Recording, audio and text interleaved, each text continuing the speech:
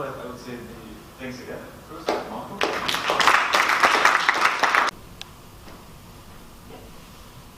so my name is Francesco, and I'm a research associate at UCL. And in this presentation, I will talk about some preliminary ideas. I've been working with my colleagues, Stuart Kramer and Lattice in my department. So in this presentation, I will basically describe some concepts which are related to the orchestration of services in 5G environments, and in particular in multi-domain 5G environments. And my presentation will focus mostly on the monitoring infrastructure that is needed for performing actually the performance monitoring of those services, and thus making available data for the actual orchestration. So this is the outline of this presentation. So I will start introducing the reference scenario this discussion is related to, and then I present the monitoring system we have been working and we have been developing at UCL, which can be used in this particular 5G scenario. And I will also try to show a very quick demonstration of this monitoring system to understand how this could work in the real deployment. And then I will conclude with some remarks. So let's start first with the reference scenario. Okay, so this picture I'm showing essentially this kind of federated 5G infrastructure. So I've been working in the last years on federation of cloud computing infrastructures, and when I started at UCL, I started also applying this federation concept in the context of the 5G networks. So in this case, we assume that we have different service infrastructure providers.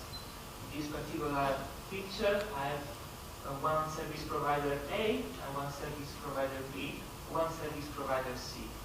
So we assume that these providers want in some way federate their resources in order to allow 5G enterprise customers to ask for services to be deployed in this environment.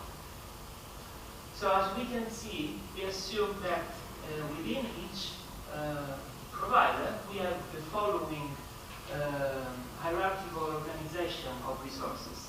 So we have different heterogeneous kind of resources that can be both computational resources, storage resources, and network resources of different types. So these different types of resources are what we can call different technological domains. So for example, domain A has in this picture 3 different technological domains. One is SDN network domain, another one is a packet optical network, and the third one is a traditional legacy network. As we can see, each of these resources are managed from a particular entity, which is a domain orchestrator, which is able to instantiate resources, managing resources and services in each particular domain. On top of these domain orchestrators, we assume having a high-level management entity, which is called multi-domain orchestrator. The multi-domain orchestrator can orchestrate the instantiation of services on the underlying technological domains, but can also ask for resources orchestration to external domains. So each domain can be assumed as a different 5G operator, essentially. And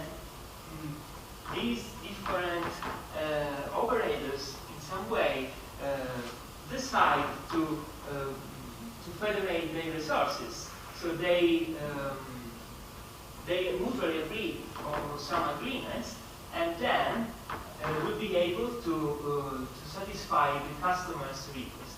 So this is the high-level picture where we are going into our discussion. So essentially, the services that the customer can request in this infrastructure can be different types of services coming from the 5G requirements, of course.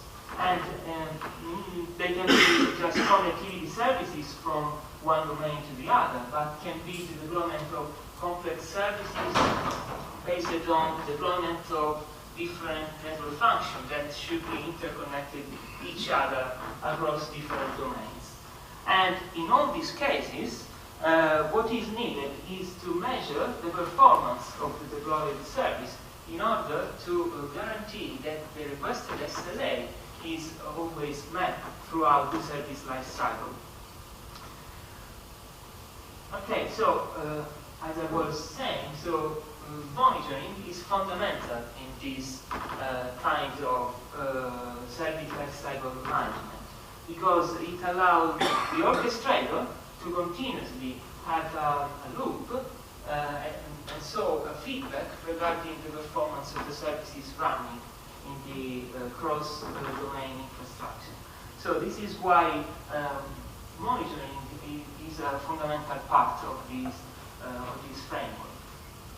And in order to cope with this very heterogeneous scenario, the monitoring solution should be pluggable in the sense that we shouldn't have a static monitoring solution, but we should be able to compose our monitoring infrastructure regarding to the specific services that are instantiated.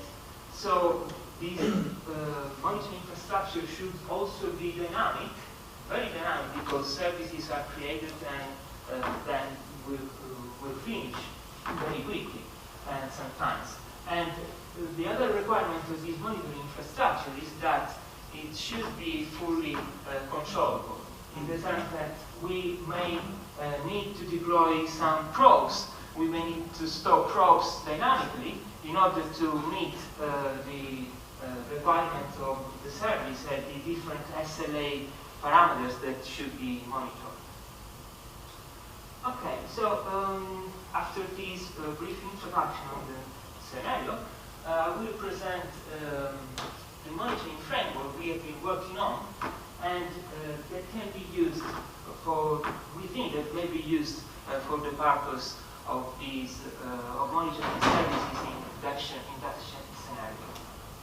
So this monitoring framework is called Lattice, and as I said, it's not a static monitoring solution, but is actually a framework. This means that you can build your custom monitoring solution using the components provided by the framework. And this framework was already designed and used for monitoring resources and services in virtualized environments. In fact, it was used in previous European research project called Reservoir, which aimed at deploying services in federated cloud environments. So now we are trying to, in some way, extend the functionalities of Lattice to be used also in 5G federated scenarios. So the main entities of these monitoring frameworks are the following. So we have, of course, probes that are objects which are used for collecting specific information from, for example, resources that we want to monitor. And of course, these values are collected and then sent to who is interested in consuming this monitoring information. So we can have different probes, and these probes are managed by an entity which is called data source, so a Lattice data source, which is an entity able to load and unload probe and in general controlling these probes. So the other entity offered by the framework are the data consumers. So if we have an environment where we develop many data sources, we want all the data collected by each data source to be sent to a kind of aggregation point, and to be maybe processed, stored, and so on. And this is the concept the data consumer is intended for. As we can see, together with the data consumer, there's also a reporter, which is basically, we can say, is an event listener, because every time a measurement sent from data source is received, if there's a specific reporter listening for that event, it will happen something. For example, we can have reporters that just will display the measurement received, or we can have different reporters that can store the measurement into a DB, and so on. So we can define the type of reporters that we want. Okay, so how data sources and data consumer communicate with each other. So essentially, Lattice has been designed in order to, in some way, separate the different kinds of data that are sent when the monitoring system is in place. So we have three different communication planes, we can say. So we have the data plane, which is essentially used from the data sources to send the measurement received by the probes to the data consumers. And so far we have two implementations of data planes. One is based on the UDP protocol, and another one is based on the multicast implementation. Then we have an information plane, which is used for sharing all the the information of the entities which are running within our monitoring system. This means that through the information plane, we know exactly how many data sources are running in the system, how many data consumers there are, which probes are receiving data, which probes are active, and so on. Why we need to do this? Because our idea is that there should be an entity, which we call the control system, whose scope is the one of dynamically create probes within data sources, possibly changing the rate the probes are sending measurement, for example, through the data plane. Because sometimes in some when there are some services running, and we have deployed probes for monitoring these services, it can happen that the network can be overloaded by the monitoring traffic. So we can have a mechanism for dynamically changing the rate in order to decrease the traffic on the network. So this is some of the features we can achieve using a control system, which is available in Lattice. Okay, so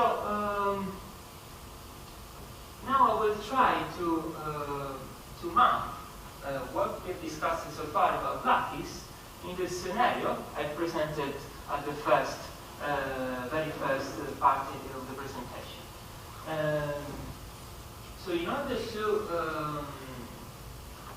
orchestrate, as I said, the deployment of services in that multi-domain reference scenario, we need a multi-domain orchestrator. So in this picture, I'm representing some main blocks which there are right now within multi-domain orchestrator we are working on. So, but these main blocks are maybe the ones related with service orchestration and monitoring. So there may be other modules that I've not reported here just for simplicity. As we can see, we imagine that a customer submits a service request to the service orchestrator. It is the service orchestrator that performs the service orchestration, and this means that it will receive also some constraints regarding the performance expected for the service. And this information will be sent to the SLA manager that will be in charge of taking care that those SLA is met throughout the service life cycle.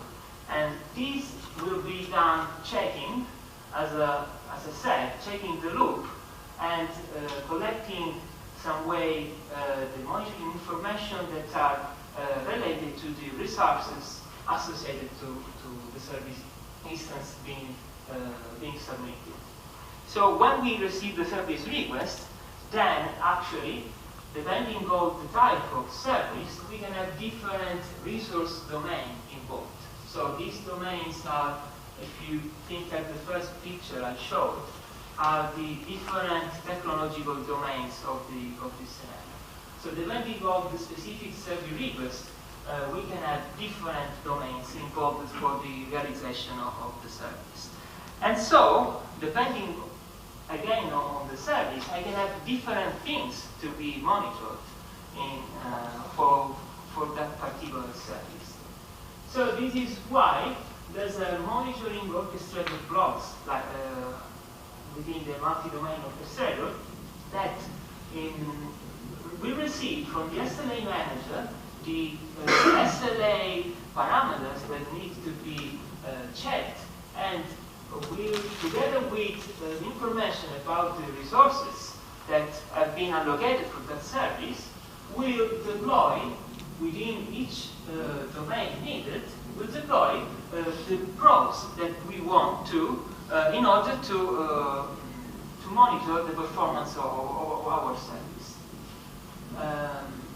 Okay, so this is why the monitoring orchestrator will talk to the monitor controller, which is the control system we saw in the first slide. And through the monitoring controller, we will have the needed probes to be set up. And then, data coming from the probes will be aggregated within each domain and sent through a common shared database, which is at multi-domain level, where the SLA manager will retrieve information about the performance of the service, gathering information among all the involved domains. Okay, so this is a more closer view of what happens using our Lattice frame. So as I said before, the monitoring orchestrator will send a control request to the Lattice control system for the instantiation of particular probes related to the resources involved in that service. And then the probes will send, the configured probe will send the values to a data consumer, which, as I said, is an aggregation point for these values. And, for example, a reporter in that data consumer will write the received data within a time series database, actually, which can be implemented, for example, using Cassandra. And these data will be available to the SLA manager that will check the actual performance of that service. And will generate events if it realizes that there are some violations in the expected QoS values, and will notify the service orchestrator for that. Okay, so now I'm trying to show what this domain could actually be. For example, in this case, I'm representing a computational domain. So in this computational domain, I mainly reported just 2 compute nodes, which are physical machines. And in each physical machine, there's an hypervisor which is able to deploy, of course, virtual machines. So if we imagine that our service, we have 2 service instances, this example. One is service instance 1, one is service instance 2. So when the monitoring orchestrator needs to deploy the probes for monitoring the service instance, as I said before, we'll send a monitoring command to the monitor control, to Lattice monitor controller. And that monitor controller will talk to the needed data sources to create the needed probes for measuring the KPIs of that service or other QoS values that are needed. So in this case, the monitor controller is creating probes in both these virtual machines here and these virtual machines here. Okay, so as soon as the probes are set up, each of the data sources will send the data using the Lattice data plane to a data consumer. So in this picture, I'm just reporting the data flow from this service instance, but the same thing is happening on the other side of the picture. So actually, the data sources are reporting data to the same data consumer within this domain. And finally, there will be a reporter that, as soon as data is received, will pass this data on to the customer database and will write the received data on the database in order to be used by the SLA manager. Okay, so in this example, in the previous example, sorry, I actually explained how I can deploy new probes within virtual machines, provided that there is a data source running. But in some case, we can have domains, resource domains, where actually a monitoring system is already in place. If we think about, for example, OpenStack, we know that in OpenStack there's already a monitoring system which is called telemetry. So in that case, we don't actually need to deploy more probes, but we can rely on the monitoring system which is already in place. In this particular example, I'm considering that in this computational domain, Lattice monitoring system is already running. And there are monitoring agents within the virtual machines reporting to this Lattice monitoring service. So in this case, I don't want to deploy new probes.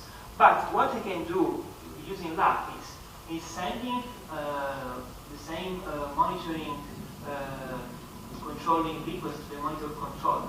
But in this specific case, the probe will talk directly to the existing monitoring service. So I will not deploy new probes, but I will rely on data which are already collected by the system in place. So I will not deploy new probes. So this is because Lattice is very flexible, so I have the possibility of either deploying new probes, or I can write a simple probe to interact with existing monitoring solution. And the same flow we saw before will be executed. So data source will send data to the consumer, and in turn data will be written into the sample database. Okay, so just for simplicity, I start talking about a single administrative domain with multiple technological domains. But, of course, as I presented in the first picture, there could be different administrative domains. So I can have services which are actually running not only on one operator, but are running on different operators. So in this case, I will have two multi-domain orchestrators involved in the process. And there is something we are looking into right now. And in this case, the service orchestration will be executed by the domain orchestrator A, even if the resources associated to the service instance are distributed across the two different administrative domains. So in this case, we will have a similar infrastructure for both the domains. So the same thing I showed before will happen in the administrative domain B. But since the orchestration still needs to be done in domain A, I will need a mechanism for sending monitoring data or events from domain B back to domain A. This will happen through communication between the SLA managers of the two different multi-domain orchestrators using a specific interface that we called I2RCOM.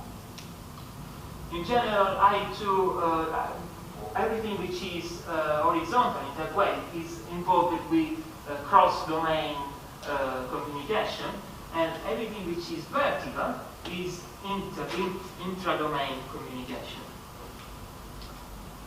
Okay, so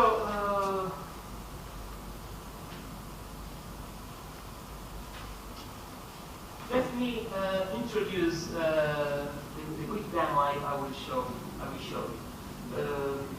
So we considered before a computational domain, but I want to show you a demo on my laptop. So in order to do this, I don't want to use an OpenStack instance of my laptop, but I'm going to use a kind of emulated domain, which is based on an emulation platform we've been working at UCL.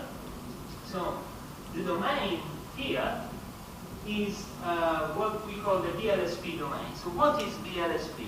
So BLSP is called Very Lightweight Network and Service Platform for SDN environments, and is actually, of course, a platform that we are using for testing and testing, for example, some features when an actual physical domain is not available or is not actually needed. So what this means, using the BLSP framework, I have the possibility of creating virtual elements. So these virtual elements are basically virtual routers. And using these virtual routers, I can create virtual topologies, and also each virtual router can run basically basic Java applications. So I can create my custom topology, and this topology can also run very small computational tasks. And everything is controlled like depicted in this picture. So I have at the top part an entity which is called global controller, which performs actually the control of the overall infrastructure. And usually, if we make an analogy with, for example, a computational domain, a global controller is something like a beam, basically, coordinating all the hosts within the cluster. And then we have global controllers, which actually represent the analogous of the hypervisor in a cluster. So instead of running a virtual machine, a local controller will run virtual routers. And in this way, I can create virtual compute, virtual routers, and virtual connection. And this is what I will be using during my demonstration. So the purpose of doing this is because, for example, sometimes we need to test orchestration, management, and monitoring, like several on large scales. And if we want to do this on my laptop, of course I can't deploy a full OpenStack environment. So this is why we may need to use BLSP. BLSP, for example, has been used on a cluster of 11 servers to deploy a topology of 700 routers with 2,000 probes. So this in order to test, to do some better testing of, for example, orchestration and management features. Yeah, so. Okay, so in this picture I'm representing essentially the same elements we saw before, but mapped within a DLSP topology. So we have a global controller, we have different local controllers, and then we have the routers that are created using DLSP. So within each router, I will have a different data source with different probes. The same will happen within a local controller, and within the global controller, actually, I will instead have a data consumer, which will collect all the data coming from the different data sources using the Lattice data plane. So this is how Lattice is mapped within a DLSP domain. And in particular, in this demo, I will have a data source running within each virtual routers, reporting information about the performance of the thread running within the router and the network interface of the virtual router. Because within each virtual router, as I said, you can run different applications. So you will have different threads placed for the architecture, each using a given CPU time and other information about the system. And the same will apply for the network interface of the virtual router, because every router communicates with other routers using a virtual interface. And these data coming from the probes will be sent to the data consumer running on the global controller, and then I will have two reporters, which, as I said, react to the measurement in some way. These two particular reporters will react writing the measurement into basically different output files, which are the ones reported there. Okay, so now I will show the demo, just to better clarify what will happen.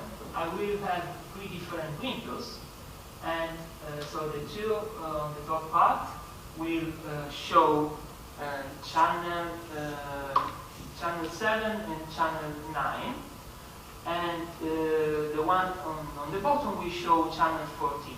So channel 14 is what is coming from the reported thread group listener, so at the bottom, and channel 7 is instead the reported of the network traffic on the router interfaces, and will be on the top right. And then I will be another channel, which is just a logging channel, that will show what will happen in terms of creation of routers and links. Because in this demo, I will assume that topology of routers and links is created randomly. So routers will be started and stopped according to a random distribution. Okay. So hopefully now I will show you the demo.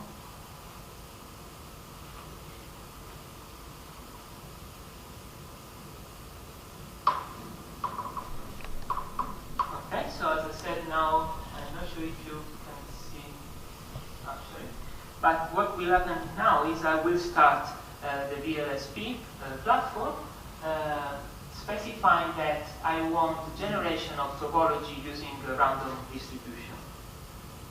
Okay. So now everything is starting.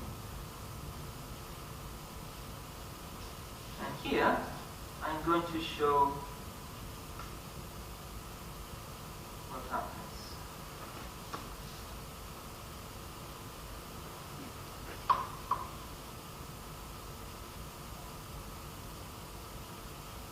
Okay, so in the middle there, as you can see, we have the creation of virtual elements, which is a dynamic creation of virtual elements. So right now we have router 1, router 2 started, and link in place between link 1 and link 2. And that is the description of what is actually happening. In the other window there, I can see within each router the network traffic which is generated in the virtual network interface of the router. And as you can see, these changes according to the creation of the topology. And then here, as I said, I've all the monitoring information related to the performance of the thread within the virtual routers that are being created and destroyed.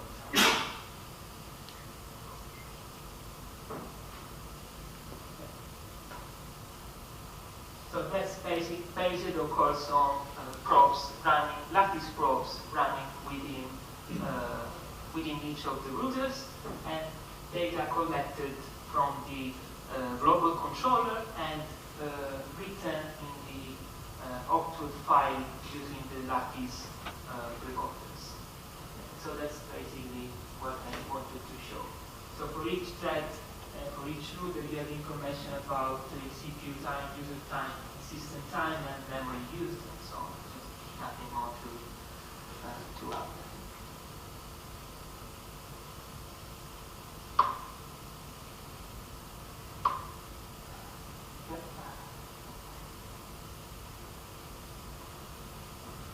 So this is the very end of the presentation. Yeah, so some concluding remarks.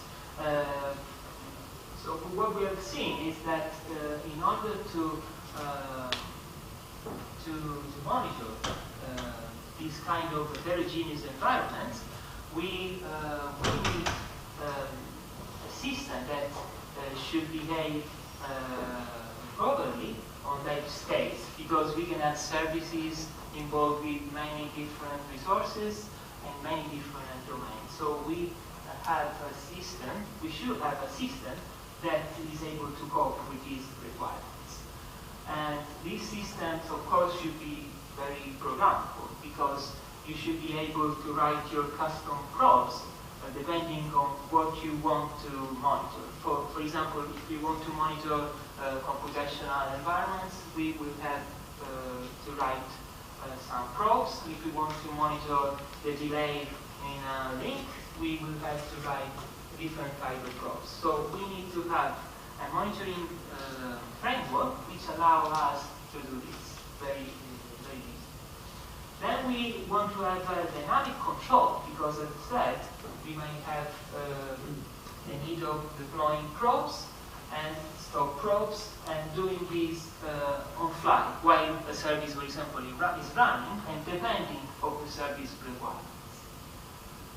Another characteristic that the monitoring system should have is that it shouldn't be intrusive. This means that if the monitoring system is generating too much network traffic, we need a mechanism for automatically changing, for example, the rate the probes are sending data to the aggregation point.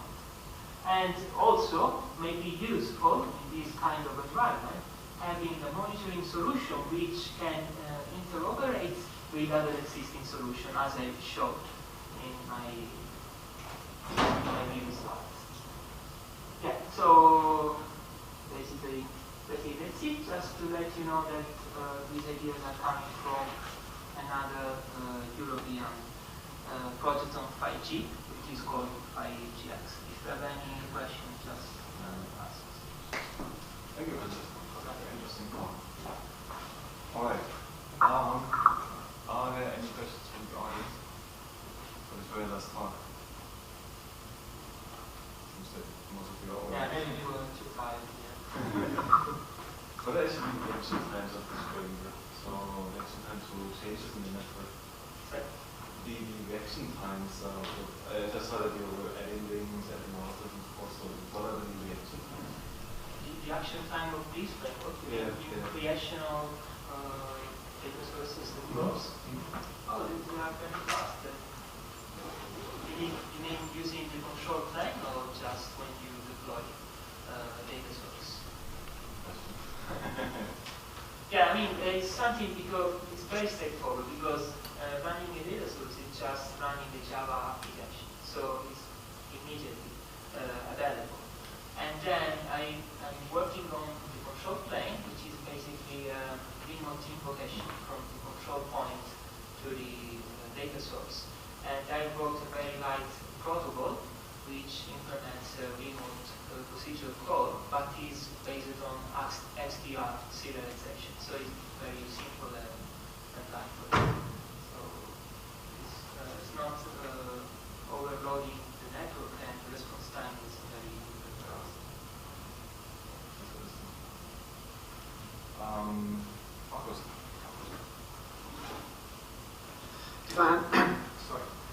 If I understood properly, then basically you use these probes and the reporters in order to detect individual traffic flows.